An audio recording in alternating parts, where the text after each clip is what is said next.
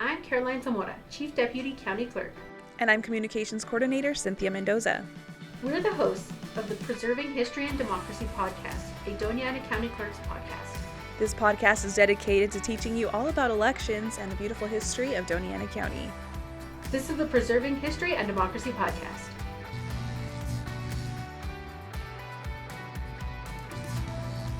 Hello and welcome everyone to the Doña Ana County Clerk's podcast, Preserving History and Democracy. We're so excited to have you here. We have another incredible episode lined up for you. Once again, we have our amazing producer, Bernardine Caporale, to talk with us about this topic. Hi, Bern. Hi, I'm so excited to be here today. So today's episode is all about one of our favorite things here in New Mexico, and that is Chile. Okay, it's not chili. We say it in Espanol, so it's Chile. Chile. I actually got in an argument with a friend. Not that I was arguing with him. He lives up in Denver, and he was sending me pictures. It was like late at night, and he was trying to make pozole. Okay. And he kept typing chili, Chili, like Texas chili, in his text. Oh, no. And I got mad at him. I was like, "You're New Mexican. You should know how to type this. Get it together." Yes. So today we're talking about chili. We're really excited. Travis Day is going to be joining us here in a few. Travis Day is the executive director of the New Mexico Chile Association. So we're going to be really excited to talk with him later. That's right. He'll be joining us here in a while, but before we jump into it, we kind of wanted to give our listeners some background on the chili industry here in Doña Ana County. And today we're going to focus on the chili produced in Hatch. And Hatch is an incorporated village in the northern portion of Doña Ana County. It was named after Edward Hatch, who was at the time the commander of the military district of New Mexico back in 1866. Originally, the area was growing cotton and wheat until an immigrant from Austria named Joseph Franzoy, and if you know the area, you know the Franzoys, they're a very big chili farming family. He began to grow vegetables, including chile, and his neighbors introduced him to that portion of our chili plate. The Franzoys Joseph Franzoy had a business plan that really parallels today's farm-to-table trend, and he would bring the chile to buyers, not a middleman. And he successfully traveled to neighboring communities with the product. Later, NMSU had a horticulturalist breeding chile, creating a large variety of the crop. And we're going to get into that a little bit more and talk about the Chili Institute. That's right. Well, today Hatch is known worldwide for its famous Hatch chili. It's never duplicated and often imitated, but nothing is quite like the flavor and heat, as well as the scent of authentic Hatch green chile roasting over an open fire. The village remains mostly a farming community and celebrates each Labor Day weekend with the Hatch Green Chili Festival hosting thousands of people. And that's what brings us to today's episode. How did Hatch become the chili capital of the world? And who are the people who produce the chili peppers? What is the difference between red and green chili? And here's the big one. Is there a favorite? Ooh. Yes, there is, Bern. Everyone has a favorite. So today's guest can go ahead and help us answer some burning questions that we have about Chile, about the famous Hatch, New Mexico. Mr. Day, like I said earlier, is the executive director of the New Mexico Chile Association, which is a nonprofit seeking to support and create a prosperous chile industry here in New Mexico by promoting the state's chile products and also to international audiences. Quite frankly, Mexico is our largest trading partner. And Mexico right across the border. I mean, we're 30 minutes sitting where we're sitting right now. We're 30 minutes from the U.S.-Mexico border. Right. And they're also growing lots of chili, but they're also eating a lot of our chili too. Another thing, just want to let everyone know, Mr. Day, Travis Day, is also a county commissioner in Sierra County. So we're excited to have him today. That's right. So, Bern, you've been to the festival, right? I remember you telling me about it. Was it fun? I haven't been. I'm so sad I haven't been there. The first time I went to the festival, I had never tried green chili Really? or red chili or anything hot because I dislike hot things. Yeah. And then I gave it a go at the festival. Mm-hmm. Somebody had a burger with the green chili? I think the green chili on. Yum. And I fell for it big time. And the heat was not too much Yeah. because for me it's about the flavor. Yeah. And now I've gotten used to the heat and I like it hot.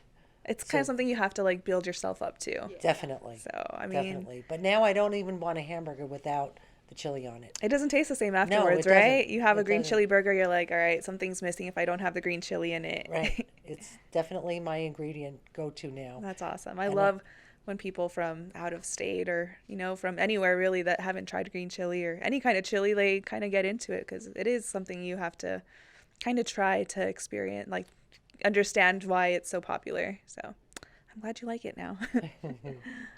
All right, everyone. So we have Travis Day in my office with us today. I know we already introduced him to everyone, but Travis, how are you today? Doing good. How are you guys? Doing good. Good. We're talking about our favorite thing here, and that's chili. We love chili around here. But before we get into that, Travis, why don't you go ahead and tell us a little bit about yourself? Absolutely. Well, first off, thank you guys for having me today to speak with you about my favorite subject, which is chili. This is something that I'm very passionate about, love to talk about. But a little background on me, I'm actually out of Truth or Consequences. I started the Chile Association about 2 years ago as their executive director and have been in that role and acted on behalf of the association and the chili industry and being their spokesperson. I have a long history of chili in my family. Are really cool stories. My grandpa actually came over during the Braceto program and started working in the chili fields and ended up buying out the farmer he was working for. And now that business, it's in its third generation of management. And so I can honestly say that I would not be where I am today without New Mexico chili. Wow. That's right. Yeah. And also, you're also a county commissioner? I am. So I'm a county commissioner in Sierra County. So I wear a number of different hats. Busy man. Trying to juggle everything sometimes gets interesting. I feel And so you. is farming on both sides of the family? It is. Yeah. So my dad's actually from Nebraska. He's a third generation cattle rancher. Came over in New Mexico during the winter and realized, man, it's really warm in December here. And so he decided I'm not going back. And so he ended up meeting my mom, and now we have a little cattle operation in Sierra County, and my wife and I actually just bought about 30 acres where we're going to be farming now. So farming's just all we kind of know and then all we do. Love it. Awesome. So just so everyone knows, I've actually interviewed Travis before on another podcast that I produced. I used to work for your uncle. I'm still very close with many members of your family. And so I'm just excited that we're going to be talking about chili today and that you're here hanging out with us. Absolutely, yeah. I really enjoyed the podcast with you last time, and this is it a was little. fun. Yeah, it was fun. This is a little more of my expertise. Yeah. Alrighty, so let's go ahead and talk about chili. Chili is one of the biggest producers agriculturally in our state. But what can you go ahead and tell us about that at least? Yeah, the New Mexico chili industry, it's really has two significance. One from an economic side and the other from a cultural side. From an economic side, we have about 5,000 jobs annually. Typically, most of those are, seasonal positions, picking chili. But we contribute over $45 million to the state's economy every year. Wow. And indirectly, it's about $400 million to the state's economy. So pretty significant. And indirectly, kind of what can you describe to our listeners what that means? Yeah, so indirectly, a lot of that means the processing side. When you factor in transportation coming out of the processing plants, all the jobs that are created, and the folks, spending money on fuel, equipment purchases, really indirect is all inclusive from the farm all the way to the processing side, the utilities that go into processing, the gas that goes into, the dryers that are drying our chili, just a whole gamut of different expenses that are tied directly to the industry. But the value of chili in 2022 is about $45 million, just direct value of the chili produced in New Mexico. So pretty significant. And with that, there's really two sides of the industry. There's, your value added side and then your direct to consumer fresh market. 90% of chili in New Mexico is value added. So that's going to your salsas, your powders, and you're taking the raw product and turning it into something different. Okay. The other 10% comes on the fresh side. That's what you're seeing on the side of the roads in Hatch and in Albuquerque when they're roasting, or in the grocery store on that fresh side. So that makes up 10%. And I really like to look at that 10% as the cultural side of it. As New Mexicans, we all love, the smell of chili and love seeing those roasters going. Right. It's my favorite time of One the of the year. favorite time of the year, absolutely. And and I mean, while that does make up, a small minority of the industry as a whole, it has significant cultural, importance to it, and that's one that a lot of people, that's what we know as New Mexicans. Of course, we enjoy the salsas, right? Yeah. We enjoy the chili powders, but what we all know is, driving down this, main driveway in Hatch and smelling that roasted chili. That's just what we love and what we know. Nothing like it. Nothing It's like the it. best. No. So are a lot of these chili farms, are they still family operated? They are, and that's one thing that's unique, and one thing that I'm very passionate about is, of course, my family being in Chile, for generations, and my brother-in-law and his family being in for, 5 generations, and my nephew being the 6th generation going into being a chili farmer, and the majority of them are, we continue to hear in ag that the family farms, the family production side is going away, and we're moving to more corporate farming. And in our industry, we're not seeing that. We're still seeing those families, those businesses being passed down to their kids. And one thing we are seeing is, the new generation coming in and saying, even though my family has done it this way, this is how I can build a business. I want more technology. I want to be able to scale a lot bigger. And so we are seeing family farms move to more of the corporate, but it's not getting away from that family. There's still that family aspect of it. And I love going out and meeting with our members and just sitting in the fields with them and talking to the grandpa, the dad, and the son, all just in one deal. And they're all bouncing ideas off of each other, how to grow their businesses. I think that's something that's very unique for our industry. And you're talking knowledge that goes back for generations in New Mexico. And I think that's why we've seen New Mexico chili survive like it has, where, we are seeing some crops in New Mexico significantly decrease and not being grown in the state anymore, but because there is that family tied to it, we're always going to have New Mexico chili on consumers' plates. Good. I love it. So speaking of chili and surviving, what is it in the soil that makes chili grow so well here? Yeah, so New Mexico is extremely unique from a marketing standpoint when it comes to chili. You can go to New York, Dallas, these big cities, and they still know Hatch. They still know New Mexico chili. Just because we have that unique taste, and it really is the nutrient makeup in the soil and our growing season. Last year was a little different with the significant heat. We've seen chili come a little bit hotter out of the field than what it typically would. But it really comes down to what's in our soils. It's the high nutrients. It's the high organic matter. And a lot of that does go back to the farming practices of our farmers in New Mexico. Our guys are looking 4 or 5 years out as far as planting. They know when this field is going to be in Chile.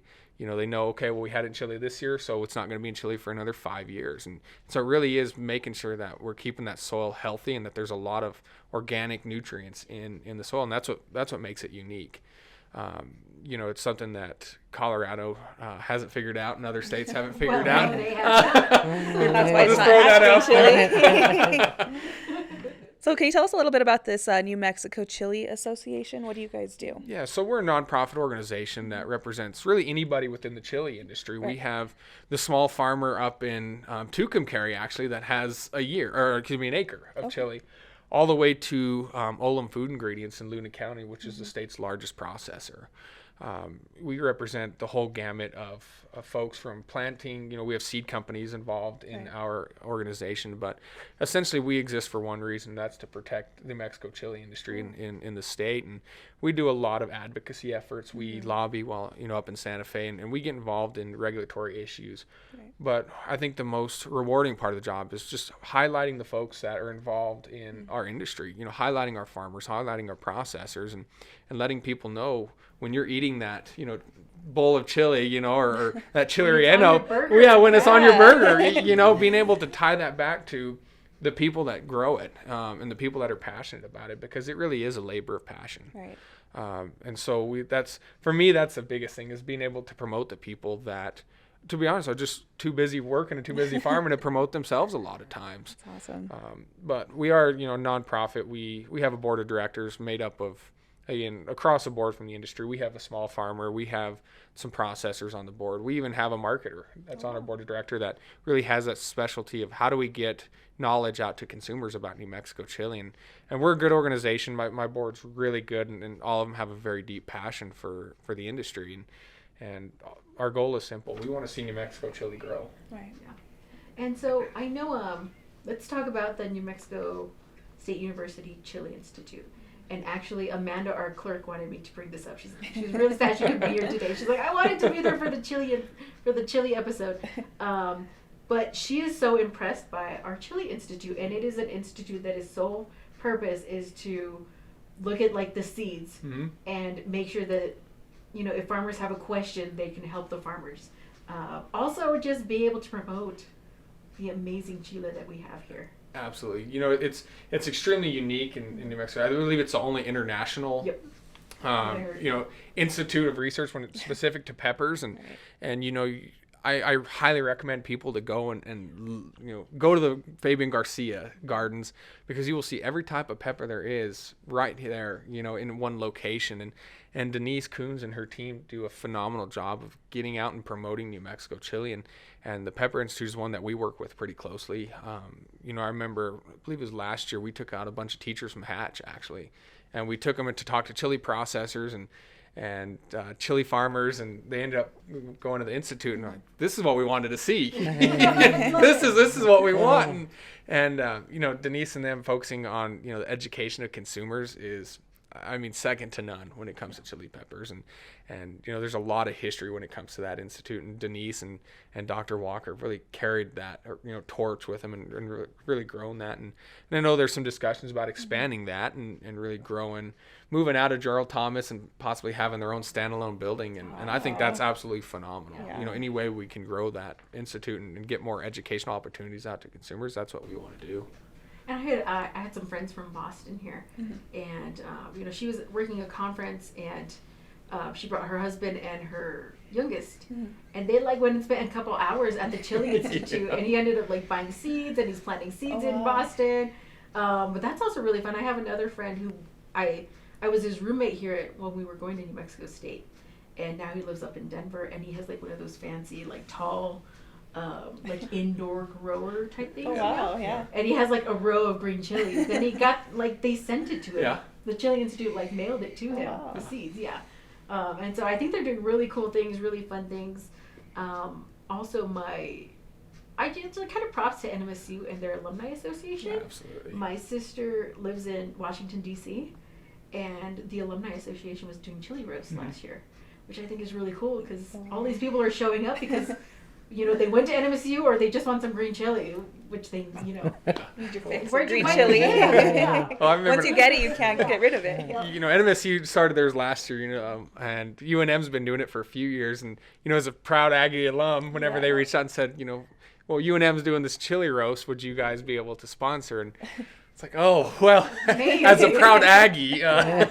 But no, we definitely, we're happy to sponsor UNM's event and look forward to working with the folks at NMSU to do that. But yeah, people come out of the woodworks. Yep. When they hear, we're roasting New Mexico chili, they come from everywhere. They do. We every year attend the Hatch Chili Festival, and as I talk to people at our booth, there's people from Hawaii, from Washington, from New York that fly in for this festival. And I remember the story that's never gonna leave my mind is a guy said, well, I wanted to come say hi. He said, I got to catch my plane back to Hawaii. I flew in just to get a sack of chili. Wow. It's like, whoa, That's you are a incredible. dedicated consumer,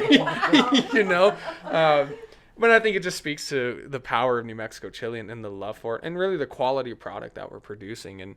And so I certainly always love hearing stories about people from across the country saying how much they love our products. Yeah, absolutely. Bern is actually from New York. I moved here about 2 years ago. Yeah. And so can you tell Travis your first experience of going to the Hatch Chili Fest? Oh, it was amazing. It was amazing. First of all, it smelled like heaven, but I had never tried any colored chili, anything, because I'm not a heat person. Yeah. I won't put sriracha on anything. I don't even use ketchup. Okay, this is how bland my diet is. But I got this burger there with the green chili on it, and that was it. It was hooked. Sold. Sold. And now I'm at the point where if we don't have green chili at home and he's doing burgers on the grill, it's like, nah, I don't want it. I'll just have a bowl of cereal for dinner. Your life has changed, Bern. Oh, it has For the changed. best. Love the heat. Love the heat now. Good. And I think if people don't know this, if you're listening and you're not from New Mexico and you just came across our podcast, you can go to these big corporate Sonic and whatever. I'm thinking who McDonald's else? has it too. McDonald's Yeah. has it, and you can get green chili. It's on the menu. Yeah. And so when I travel to Texas or Arizona, as soon as you cross the border, I'll ask for chili, and they're like, "No." I'm like, "How dare you not have chili for my burger?" Or they put chili with Like beans with and the eye. Yeah. It's like, that's not what I want. It's not the same. Yeah. So Well, I know whenever we're traveling, my wife gets really annoyed with me because anytime I see chili on their menu, I've got to order. I mean, obviously. Yeah. And the follow-up question is, well, where do you get your chili from? And every time she'll hit me and just say, would you stop asking that question? You know, and it's like, it's a part of the job description. I have to. You know, It's and in your DNA, you know, exactly. so. You know, and but yeah, anytime I go, I always look for that chili product on the menu and ask, because of course we want to also conduct some business, you know, anywhere we go and you know, funnel, you know, some chili from New Mexico and across the state. And so, you know, I love that story, and I just love hearing stories from consumers about their first time eating chili and always laughing at, you know, well, we have, you know, we bought some Miss Junie, which is typically a hotter variety. You know, is it hot? Yeah, it's hot. You know, we'll not use Miss Junie as an icebreaker when it comes to chili. But, you know, and so it's just interesting, and people's tastes are a little different. You know, something to me that's a little more mild is extremely hot to someone else, and so I always laugh at people when they ask, "Is it hot?" And so, depends. Right. Take What do a you bite, and consider if you hot? say "ow," it's hot. Also, I think I've been to Colorado, and I was at a brewery, and they had a green chili beer, Okay. and it said on their Hatch green chili.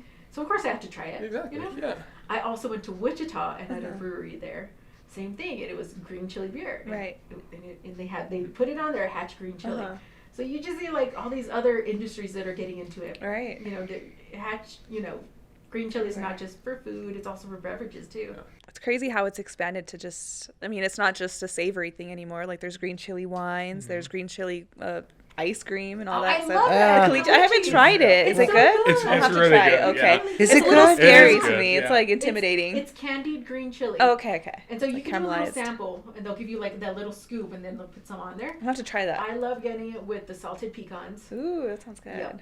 It's really good. I'm a native New Mexican and I haven't tried it. It's pretty disappointing, but I'm gonna have to do it. I'm just a little We'll go scared. together. Okay, we'll go Bern Yeah. for lunch. Those Lunch. are lunch plans. If you ever get the opportunity, green chili cheesecake, Ooh, absolutely really? try it. Sounds It good. is. That's one I took a step back. I think that's just testing the waters a little too much. But, you know, the chef told me try it, and sure enough, it is good. So I think, you know, my grandpa always said, anytime you put chili on anything, it makes it good. I'm a believer of that now. Right. I'm a believer of it now.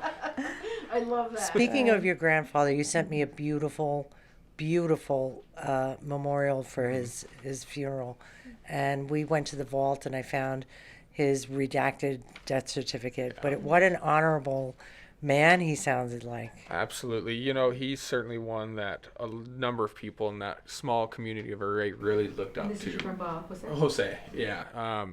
You know, he believed in hard work. He believed in education. You know, he always told his kids, I had to work really hard. I don't want you to have to break your backs like I had to. And so he really pushed education to his kids, to his grandkids, and really the value of hard work. You know, if you talk to my uncles, they tie their work ethic back to working with their dad and my grandpa. And so, yeah, we certainly miss him. You know, he lit up the room, you know, even as he got older. And I always tell the story of, you know, every morning he woke up and all he wanted to do is just go drive around and see his farm. That's all he wanted to do every day. And so as he got older and couldn't drive, it was always one of my uncles. Well, we're going to get Dad in the truck and we're going to go drive him around to see his farm. And you know, his legacy lives on. They created a scholarship in his name. And so his legacy definitely lives on. And you know, the Covarrubias Farms and San Martin Enterprises is where it's at today because of him and because of his work ethic. Amazing. Awesome. Love Amazing. that. One man. Yeah. And so I know I've heard the story, and you could tell us. But your grandpa, of course, like you said, came over with the Bracero program, and I believe slowly started purchasing the farm. He did, yeah. You know, my grandpa was a big believer in the American dream. And so when he seen the opportunity to come work, make some good money to send back to his family, and I think his work ethic showed, and he saved enough money to start slowly buying out Mr. McNutt's farm, who he worked for, and slowly just continued to make business connections, pick up more land, and at some point he handed it over to my uncle Armando, and Armando's the one that really took it to that next level. You know, understanding business from from his education and just watching on, what his dad did and how can I grow this business. And they really turned into from not just the chili farming side of it, but to the manufacturing side of it with San Martin Enterprises. And so now they're shipping chili, all across the state of New Mexico and all across the country. I know growing up, I was always so envious of my uncle, who was getting on a plane to go meet with a restaurant in, New York and all these other big cities to be able to sell product to. And so, what started out as, a slow growth really was expedited when that kind of some of that transition happened to the next generation. But, none of that would have happened if it wasn't for, my grandpa having that ambition, having that desire to create his American dream. And so it's certainly a story that I know our family is extremely proud of, and one that I'm always so happy to be able to tell. Right. I'm a big believer that everyone has their chili story, as New Mexicans. And I always tell people, your chili stories, what is something, when you think of chili, what comes to your mind? Right. And that could be anything from, making chili rellenos with your grandma, or, the one time you went to the Hatch Chili Festival. Chili, everyone has that chili story and something that chili means to them. And I always go back and say that that's my chili story. The story of my grandpa and having the opportunity to continue to carry his story and on an industry-wide level and on an international level. I've told the story to folks from other countries who have come and met with chili folks to try to do business. Right. And I'm extremely humbled by that and proud that I'm able to continue to carry on his story. That's awesome. And also, I know, of course, your uncles are still farming. Oh yeah. Yeah. And I got to see your grandma, who's still with us. I got to see her over the real boss. Yeah, exactly. She is. She is Yeah. the real boss. And your uncle Abel has always told such beautiful stories, especially about your grandma and your grandpa. Of they maybe see like migrants walking down a ditch, and your grandma would stop everything and make them burritos and get them water. Yeah. And she would tell like Abel, who was young at the time, take them this water and these burritos. Yeah. Just how caring and wonderful people they were. Awesome. And your grandma still is. She's so nice. I love your grandma.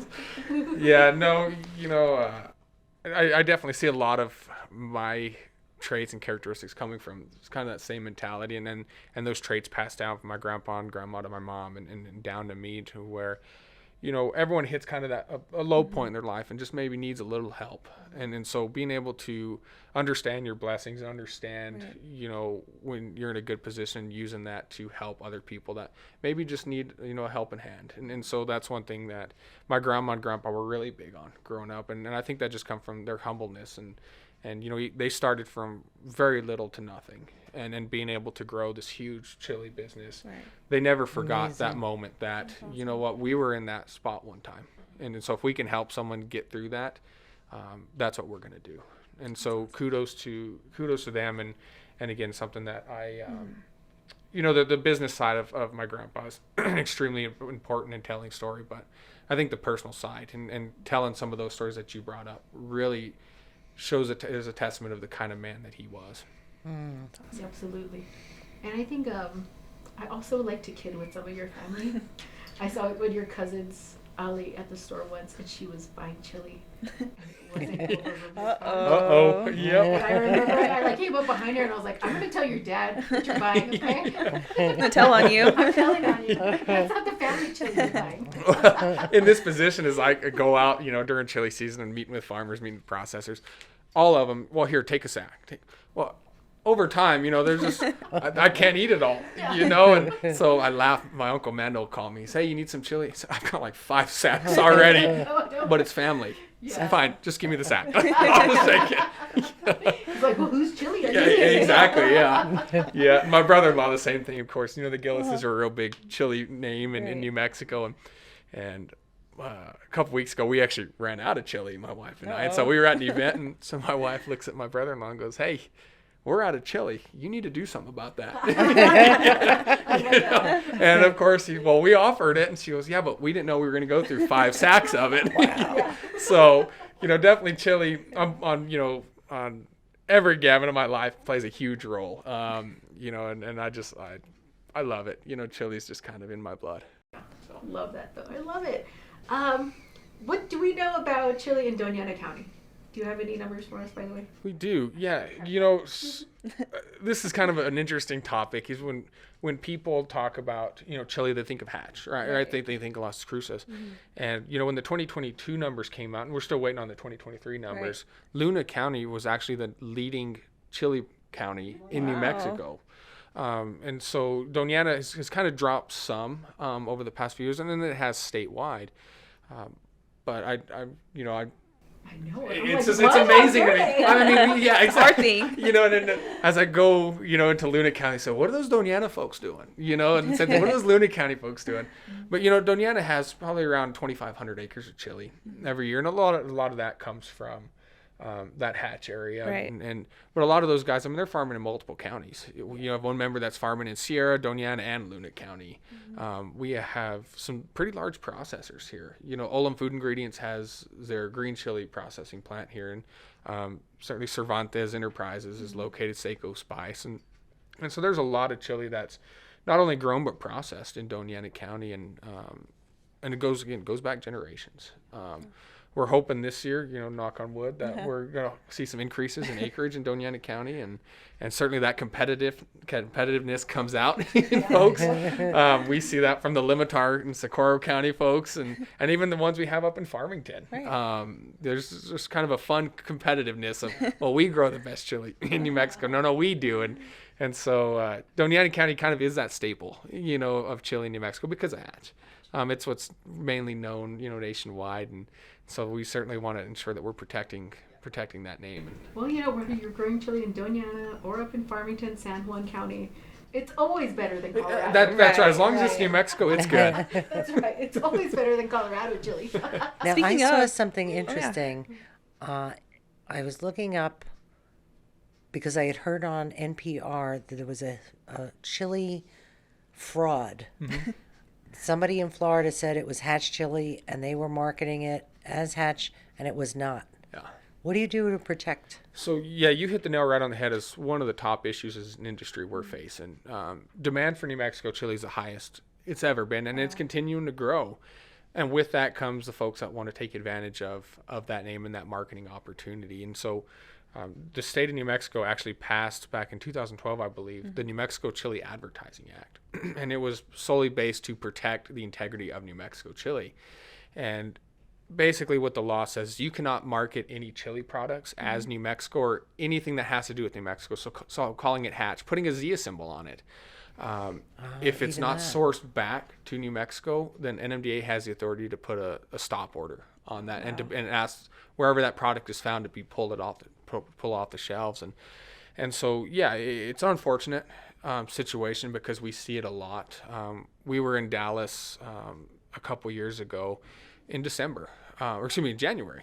And we seen a sign at a restaurant in the airport that said, "We just got a shipment in of fresh hatch chili, just picked this week." Well, it's January, Right. Yeah. and we all know that Right. it did not just come right out of the field. And so, on a national level, whenever we go to, see products out of Florida and other parts of the country that is mislabeling, there's not a whole lot we can do besides just educating consumers. And consumers are very leery of it. I receive emails almost every day from folks saying, "Hey, I'm in Arkansas and I see this product that says it's hatch chili. Is it?" And the association, we built up a good enough relationship with members of the industry to where we know that product does not come from New Mexico, whether it's Colorado or Mexico. Right. So really it's the consumers, across the nation that are, asking those questions and they want to know, is this product actually New Mexico? And then of course, anything in state, we partner with NMDA to do some auditing and farm verifications to protect products in the state. And I know NMDA is really good about, when they get a complaint in or a question of following up and sourcing it back to, okay, that's not New Mexico. We're going to pull it off the shelves. And most recently, there was actually a chip in some sort of hatch chips in Sam's Club. And when you flip it over, it says product of Mexico. And so NMDA got involved and luckily got on top of that issue. But, it's an unfortunate issue. It's kind of flattering, that there is such a demand that people are wanting to take advantage of it. We just would hope that people would take a little better business practice and not try to fraud consumers, and we got indirectly involved in a couple lawsuits in New York. That same thing, consumer fraud lawsuits, where a company was saying, well, this is a Hatch, this is sourced back to Hatch, New Mexico. Well, it was sourced back to Mexico, and then so there was actually a consumer that filed a lawsuit against that company. Wow. and well, of course, litigation is one thing. We just want to ensure that we're protecting the integrity of New Mexico chili. Again, this goes back generations of families, and then that's really who we're protecting at the end of the day. And so we always ask consumers to be on the lookout when you're buying chili products. Look for that New Mexico certified chili logo, because there is audits behind that, and when you see that, it is authentic New Mexico chili. I think that's so important because I think of like in New York, if they're saying, hey, we're using Hatch chili, right, and of course that they're not being truthful to the consumer. I don't know, I just think that's so wrong. It's like, misleading, why? I think. Like, why do you have to lie? As a New Mexican too, like that's our thing. Like, you think of Georgia, you think peaches, you think of New Mexico, you think chili. So it's almost misleading to tell somebody it's from Hatch when it's really not from Hatch. Well, and from a business standpoint, it's not the same quality. Yeah. I mean, I've had chili from Mexico and other states, and again, not to put their products down, it's just not to the taste level of New Mexico chili. And it comes back to climate and the soil that we have. And, if a consumer in New York was to take a bite of, quote unquote Hatch chili, and then it's, coming from Mexico, and it's not what they were expecting, well, that gives that consumer a bad experience with New Mexico chili, even though it wasn't. And so it's a much harder approach to have that consumer try New Mexico chili again because they had that bad experience. Right. And so, it's misleading. I think it's unfair to consumers, and, I'm hoping eventually we can see some kind of federal protection on New Mexico chili. Yeah, I'd love that. I want to go ahead and talk about, you said a word and then it like triggered all these thoughts. The climate. Mm-hmm. Are there things like, what are farmers worrying about down the road? Yeah, water is the number one, and labor. We could get into labor later because that's an entire podcast episode in itself. Yeah. But certainly the lack of rainfall and the water and situation in New Mexico is kind of the big driving force for folks right now, and farmers are okay with the weather. They're not able to control that. That's something that, while it frustrates them, they can deal with on the impacts of that. But what a lot of people don't know is chili is really finicky. I always like to say it's looking for a way to die. It doesn't get enough water, and it could die. It gets too much water, and disease sets in, and it could die. But one thing that we're seeing in Santa Fe as we deal with the legislative sessions is, water is going to be a hot topic moving forward for the state of New Mexico. We are in a drought. There is a limited source of water for the state, and we just want to ensure that water for agriculture is a priority. And of course, our folks are doing a lot of things that, on their own, within their own power to help conserve water. Our farmers are the best land stewards there are. And so, when you have a farmer that's saying, well, I'm not going to have enough surface water, I've got to pump groundwater, but I know my groundwater source is limited, what can I do? And so a lot of them are actually putting in conservation practices to help conserve water and have a little more efficient use. And so you'll see a lot of drip irrigation being put in, where that water is more targeted to the plant itself, and turning open dirt ditches to concrete line ditches to help prevent any percolation down into the soil.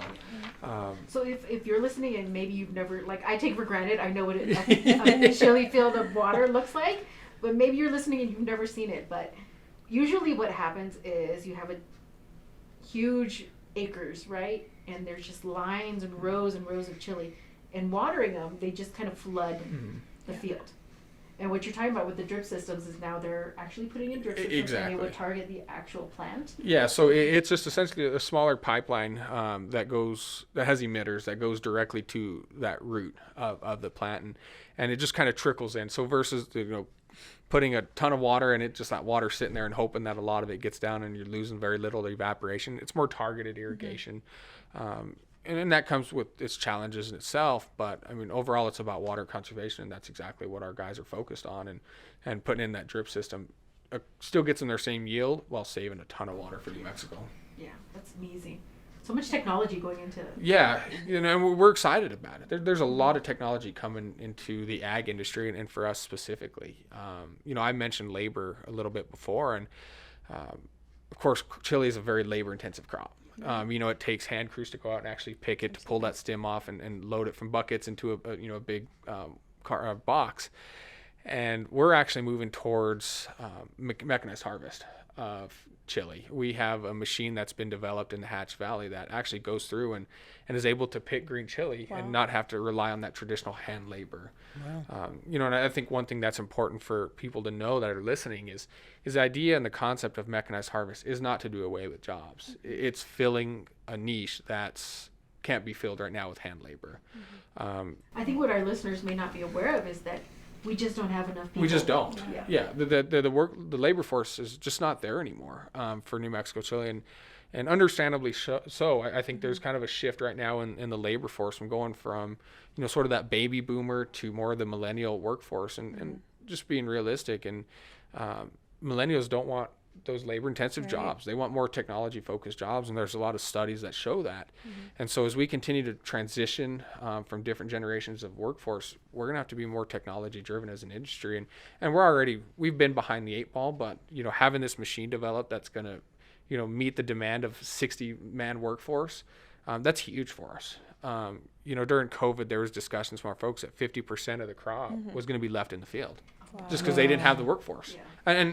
And for a lot of our guys, that's just money out of their families, hands. And so it was a scary time for us as an industry. But, I think the one thing about COVID was the real innovators in any industry really came out. And in this case, we have a really shining star in our industry that developed this machine that is able to pick chili. And we're super excited about it. We're hoping that we can get some news press around it this year and get it in front of consumers, because we've kind of been holding off to work out the tweaks on the machine, and we're finally there, and we're ready to get that released. But be on the lookout for that within the industry. That's going to be a huge game changer for us moving forward. And I think I actually learned this from one of your presentations is farmers bring in, of course, our laborers, and they're usually immigrants. They come from other countries. They come as far as from Africa. They do, yeah. We have some folks from Africa, South America, and it's through the H-2A program, and that's a federal program that does allow for migrant workers to come over on visas and work for a certain amount of time, whatever that contract may be, and that's been a good program. There's some difficulties with it, and it is a very expensive program, because within that, the farmer has to provide the transportation costs to get here, any housing costs. They have to feed them 3 times a day within certain requirements, and provide them, certain cleanly or hygiene products. And so it does get very expensive. And so for a lot of our bigger farmers, that program works for them. While, it is expensive, it's kind of their only option at this point. But for our smaller guys, especially you move up I-25 into that Socorro area where, they're talking 20, 30 acres. It's just not feasible for them. And so, we understand the value of the H-2A program, and we always see that that's going to be there. There's always going to be a need for the H-2A program. This mechanized harvest is going to kind of subsidize a lot of that. And so we work with folks on the H-2A program, and again, it's not the most ideal program. It is a federal program, and we think there are some requirements that are a little too much, but it's a necessity at this point. We have to have our migrant workers in order to get the chili out of the fields. Yeah, absolutely. And so I think, again, this is something that I think just consumers just don't know. They don't maybe understand the labor shortage that we have, or anything going on with the weather and how finicky chili is. One person told me that they think of chili, they think of Forky from Toy Story. I love that. and that it's just always looking for a way to go back in the trash. But no, as an association, we're doing everything we can to address, labor and water and disease issues. And that's a big shout out to New Mexico State University. Yeah. We partner with them to put about $400,000 of research money annually towards chili. And we've seen some really big successful proposals come out and results come out that really benefit the chili industry as a whole. So I do just want to thank the folks at New Mexico State University, because they've been big game changers for us as well. That's awesome. Maybe you can tell me if this is true or not. In fact, your aunt told me this. And I don't know if she meant it. I know. Or maybe she was just messing with me. Your Aunt Grace told me this, and she said, when it's a hot summer, that means the chili's going to be hot. Is that true? That is true. Okay. Yeah. She wasn't lying. No, to she that is true. So the heat level of chili really comes from the stress. There's genetic qualities, of course, but a lot of it does come from the stress, and so we seen that last year with super high temperatures, and the chili came out of the field just hotter. It was more stressed, and so I know I got mild. yeah, Like, this is not mild. that's what spice to it. I told that one last year. If you're wanting a medium, you're most likely not going to get it this year. It's the plant was stressed and it was hotter, and so a lot of our guys, depending on what their customers want, if they want a little hotter product, they'll plant a variety that's typically more of a medium, and then actually not water it as much to stress that plant out to increase that heat level. Okay. And so there's ways to kind of play with that Scoville level a little bit, but yeah, Gracie was right in that. Yeah, she wasn't. No. So how do you determine how spicy a chili is? So it's all based on Scoville. Okay. And again, I could sit here and tell people that it's a medium, and to me it may be, but to someone else it's a hot, and so. And the Scoville scale is what it. I forgot what the numbers are. It's based on I forget what the numbers are as well, but it's based on capsaicin. It is what it's really based off of. It's an amino acid, and that really is kind of the determining factor of the heat level, and of course genetics do play a big role in that, and so you get like a New Mexico 64, and that's typically more of a mild variety versus the one I think that's most well known as a Big Jim. Those are typically in your chili rellenos. That's more of a medium. And then you can get into like the Miss Junies, the Sandias that have a little more heat to them. And again, that's genetically, that's what the seeds and that varieties are really bred to do, is to have those kind of different heat levels, but you can play with those. Okay. And so I always tell people, here's a general idea of what's hot. Here's a general idea of what's mild, but there's some variance in those. Right. Yeah. And just for our listeners, so you usually want a Big Jim for chili rellenos because they're easier. Yep. They're a little bit thicker, and you got to open them to put all the good stuff inside. Yeah, so if you're making chili rellenos, you want a Big Jim variety. Yep. I'm getting hungry now. You guys are talking about chili rellenos. I'm like, that sounds good. Let's see. Anything else you want to mention about the chili industry? Yeah, I mentioned earlier the New Mexico Certified Chili Program, and that's one we are always asking consumers to be on the lookout for. It's our trademark, and it's one that there's audits behind it. So when you see that, you're getting authentic New Mexico chili. We want to support our families in New Mexico. We want to support our folks in the state. And because of the misbranding, we've seen the need to kind of combat that effort. And so if you're a consumer, make sure you're looking for products of New Mexico for two reasons. Number one, we want to protect our guys, but number two, it is a superior product. And if someone from Colorado is listening, I'll continue to say it. We have the better chili. That's the reality of it. Whenever I start getting phone calls of people from New York saying we want Colorado chili, then maybe I'll change my tone a little bit. But it's not happening. Yeah, but always be on the lookout for New Mexico products. Right. It's superior, and again, we're protecting generations of families. And I think when we can put a family name to a product and a family story to a product, I think it means a lot more to consumers. Right. And so that's what we're hoping to convey moving forward. And also, I know when I go to the store to buy chili, I know I'm buying Bueno. Yeah. I know the families behind, the old Gringo. I know the family names behind these. Yeah. Which is always nice, and I just hope that the consumers will take the time to understand those stories and learn those stories. Absolutely, yeah, because it is important. Yeah. Well, you see, I'll use Bueno as an example. When you see kind of those bigger products that are shipped out nationwide, it's important to understand that there is a family behind it. That company just went through 72 years of business, and they have a tortilla line with, their mother's face on it. And so, while it may seem like a big company, it still is a family run and family loved business. And so, yeah, it's extremely important for consumers to know that there is a family back in New Mexico that their parents did that and their grandparents did that, and that's important to support. So I have to tell you, this was probably 2008 or 2009. I went to see my cousin, Rebecca, who was stationed in Germany at the time. And the first night there, she's like, okay, you guys are just getting in. I'll just do dinner at home, nothing big, right? She made us pozole. Ooh. And with Bueno chili, because they get Bueno at the commissary there in Germany. Yeah. And I was like, I flew all the way to Germany and you're making me pozole. Well, that's okay. I'm not gonna thank you though. But I love that. It really is. It's everywhere and people love it. Absolutely. Yeah. Another thing, any tips for consumers who don't live in New Mexico who want to get their green chili? Yeah, certainly be on the lookout at your Walmarts and big box grocery stores, and because a lot of times you'll see those New Mexico products, and a lot of them actually have that New Mexico certified trademark on them. If not, you can certainly reach out to me. You can find our website's newmexicochili.org, and my contact information is there, and we can certainly get folks in touch with who they need to get their shipment of chili in. It's good to know. I think I have a lot of friends who moved out after college, and Yeah. they want their green chili fix. They'll be asking on Facebook who can send me green chili. Yeah. So it's nice to know you can get it directly Absolutely, from the yeah. website. Yeah, or send us even a message on our Facebook page, and, That's awesome. and we always love hearing stories and getting people in touch with who they need to get their Right. chili. So It's possible, no matter where you are. exactly, yep. I literally sent my picture, like a picture to my sister when I saw like the alumni session was doing a chili Yeah. lunch, and I was like, Jackie, you gotta go get your chili. Oh, I love it.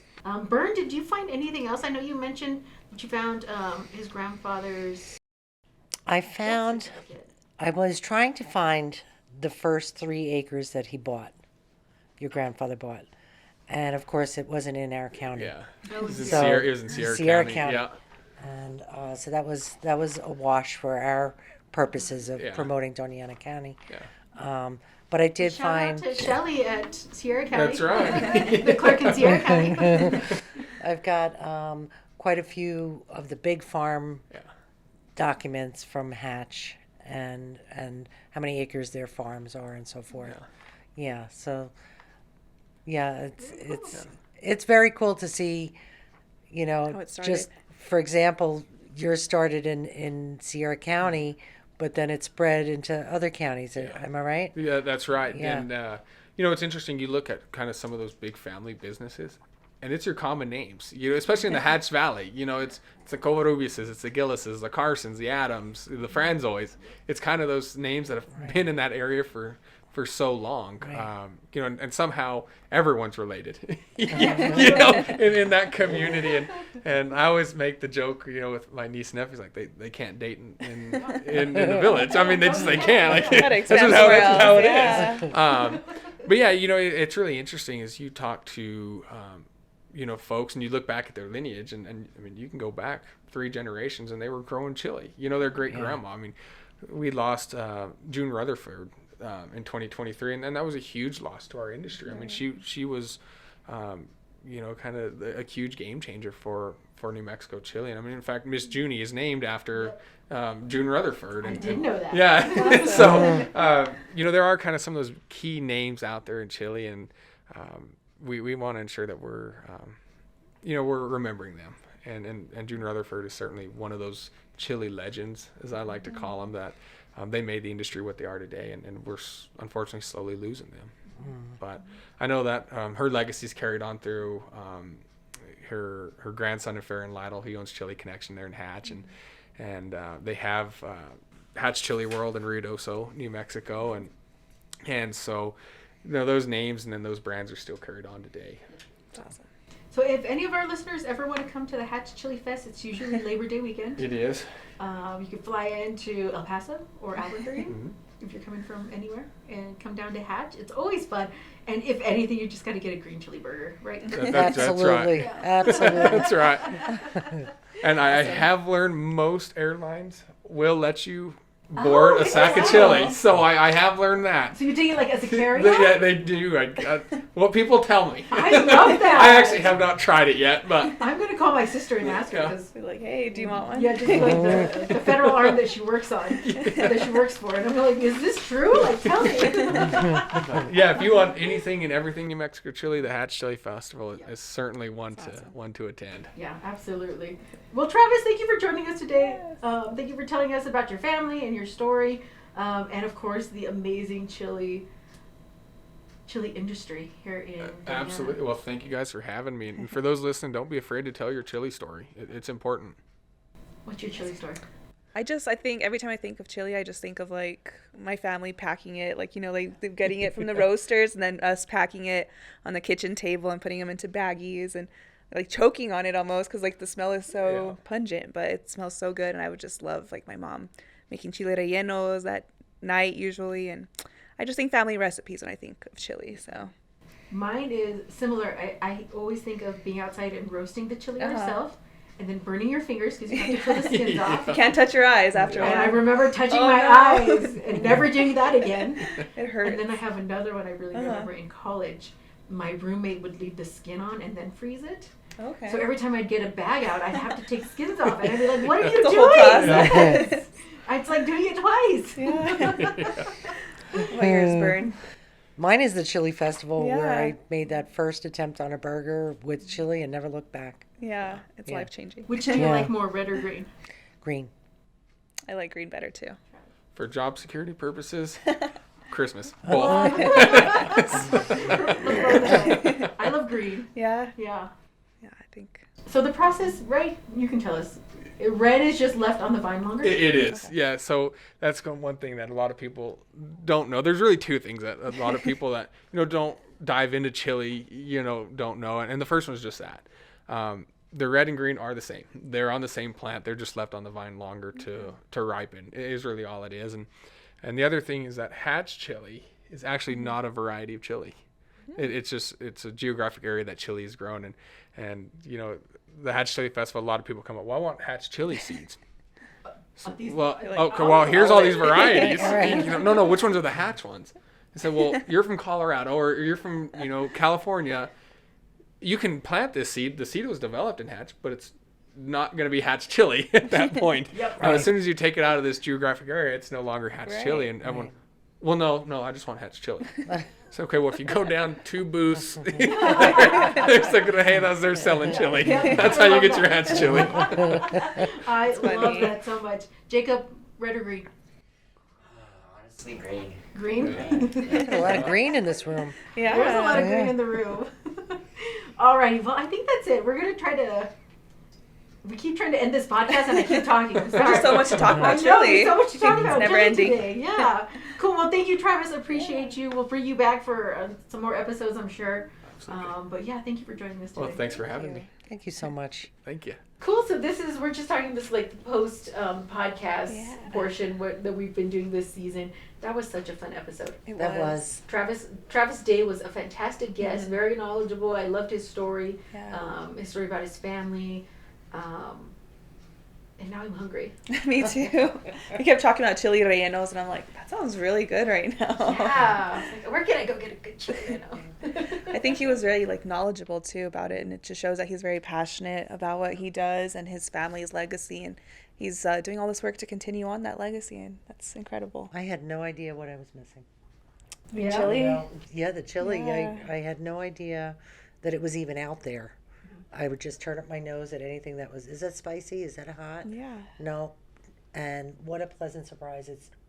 Honestly, it's enriched my life. I can't say I will never eat a burger without it again. It doesn't taste the same No, it afterwards, doesn't. So I think it's just such a staple here in New Mexico, and hearing the background story behind it, like all these families and specifically Travis's family, it's pretty incredible. Just knowing it's not just a big old corporation; it's still a family business. Yeah.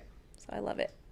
That was I an like awesome the way episode. he talked about the protecting of the Hatch chili product and not allowing, other people to use that because twofold, they're getting ripped off, and Yeah. two, they're getting a bad reputation for what is supposedly Hatch chili. And it's just a lesser product. It's not going to be as flavorful. So I like that they've considered that, thinking about, years ago it was Florida oranges, they had to be from Florida, or the California raisin. Those were promoted in such a way that protected, you can get raisins from Nebraska, but they're not going to be California raisins. Yeah. You There's know. different tastes. I mean, Different. Yep. they got it down to a science on Yeah. how these chilies work and hatch. So, I mean, you can't get that in Colorado. Sorry, but you can't. And I have been to California and I Yeah. had like their chili. Yeah. And it's just different. Yeah. I think like the texture is different, the Right. taste is different. It's just not. And I'm sure I'm sure in California you love your chili, but it's not Hatch chili. It's just not the same. Yeah, I think just it's a New Mexican thing. If you're born and raised in New Mexico, you think New Mexico chili. So I'm sure people in Colorado love their chili, people in California love their chili, but New Mexico chili is very unique to us New Mexicans. And I'm glad that we And were able former to New bring you- Yorkers. Yeah, I love that, Bern. Well, I just want to say thank you to all our listeners today. My name is Caroline Zamora. I'm the Chief Deputy County Clerk. I want to thank also our Communication Coordinator, Cynthia Mendoza, and also our producer, Bernardine Caporale. This episode was also produced and edited by Jacob Slaughter. And I just want to thank again our amazing guest today, Travis J., for joining us. And we'll see you all next time. Bye. Bye.